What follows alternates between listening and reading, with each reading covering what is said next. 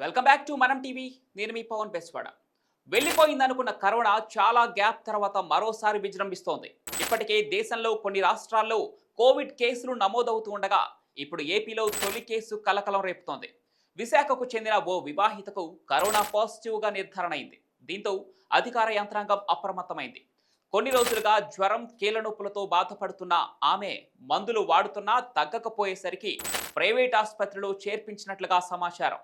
వైద్య సేవలు అందిస్తూ షాంపిల్స్ సేకరించి ర్యాపిడ్ టెస్ట్ చేయగా ఆమెకు కోవిడ్ పాజిటివ్ నిర్ధారణ అవడంతో వైద్యులు అప్రమత్తమయ్యారు. ప్రస్తుతం ఆమె ఆరోగ్యం మెరుగుపడటంతో ఆసుపత్రి నుంచి డిశ్చార్జ్ అయినట్లుగా సమాచారం.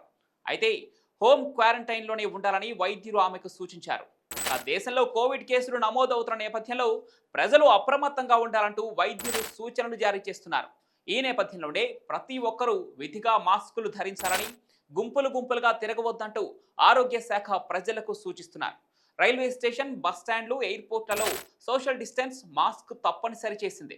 విదేశాల నుంచి వచ్చిన వారు తప్పనిసరిగా కోవిడ్ టెస్ట్ చేయించుకోవాలని పేర్కొంది.